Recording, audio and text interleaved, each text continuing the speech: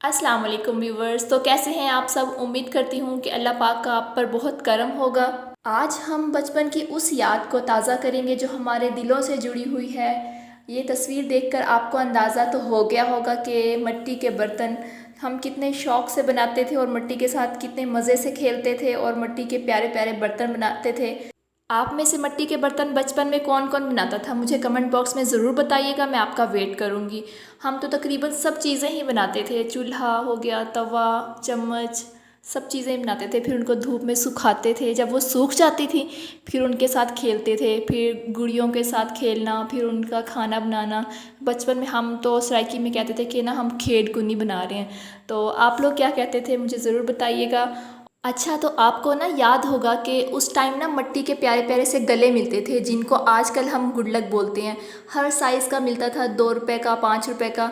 तो हम उनको ले आते थे और उसमें ना अपने पैसे जमा करते होते थे, सिक्के डालते थे। स्कूल के लिए 5 रुपए जब मिलते थे हमें, तो हम 2 या 3 रुपए स्कूल ले जाते थे और जो बाकी बचते थे वो गले में डाल देते थे।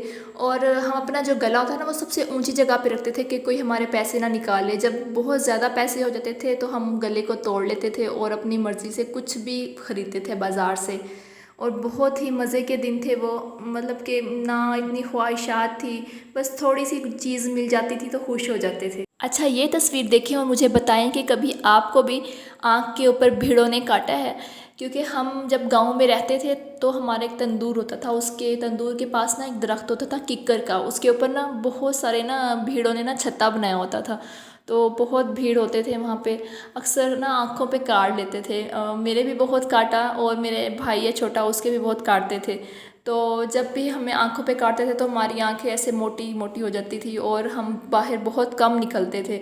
और जब भी निकलते थे बाहर दुकान पे चीज़ लेने के लिए तो सारे मजाक उड़ाते थे कि सराइकी में कहते थे कि अख दुम्बली किराड़ मारी उंगली, कुछ ना इस तरह से बोलते थे। अब तो याद भी नहीं रहा कि मतलब ये क्या पूरा मुहावरा था, बस यही याद है। तो हम भी शरारतों में किसी से कम नहीं थे। अपना बदला लेने के लिए ना तो भीड़ों के छत्ते में वट्टे मारते होते थे। तो जो फिर उन्होंने उड़ना तो फिर किसी और को काट लेना। फिर मेरे दादा होते थे वो ना जल्दी जल्दी जो होता है ना ताला गरम करके फिर वो लगाते फिरते थे जिसके भी काटता था भीड़। तो बहुत ही मज़े के दिन थे।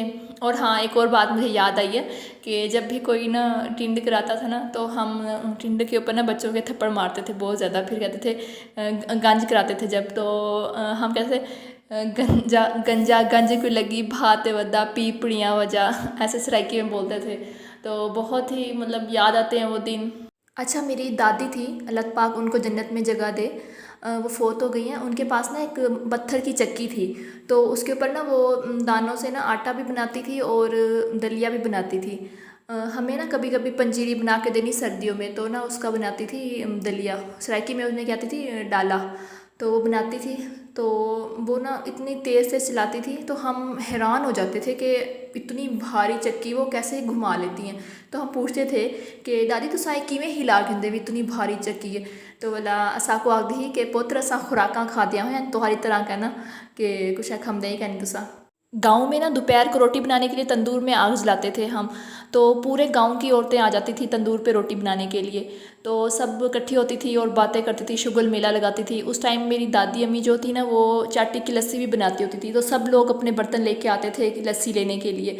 तो मेरी दादी थोड़ी थोड़ी सबको लस्सी देती होती थी क्योंकि ये रिवाज था गाँव का कि दोपहर के खाने के साथ सब लस्सी पीते थे और मक्खन भी खाते थे।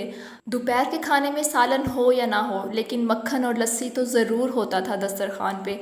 और अक्सर जब सालन नहीं होता था तो चटनी बना लेते थे, या तो फिर साग होता था, या फिर तंदूर में हम बैंगन जला के उसका भरता बना लेते थे। यकीन करें बैंगन का जो भरता होता था ना वो इतना मज़ेदार होता था कि अभी तक उसका टेस्ट मेरे ज़ुबान पे है, मुझे भूलता नहीं है वो तंदूर का भरता, इतना मज़ेदार होता था। तंदूर की चोपड़ी हुई रोटी, लस्सी, मक्खन और कभी कभी तो हम आम की चटनी भी बना लेते थे। और सलाद भी होता था जैसे खीरा, मूली, गाजर वगैरह। वाह, क्या दिन थे वो।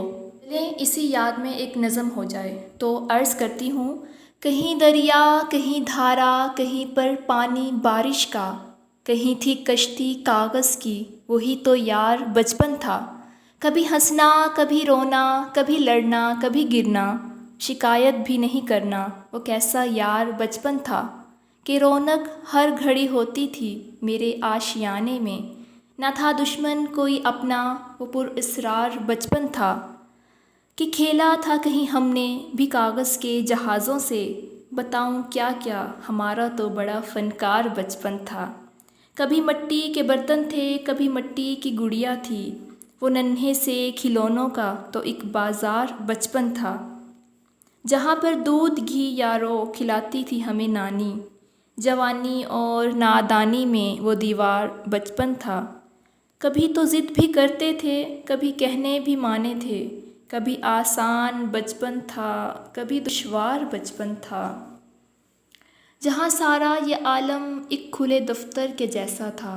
न थी कोई परेशानी, गुलो गुलजार बचपन था। गया हाथों से एकदम यूं मेरा प्यारा मेरा बचपन, के जैसे था कोई दरहम कोई दीनार बचपन था।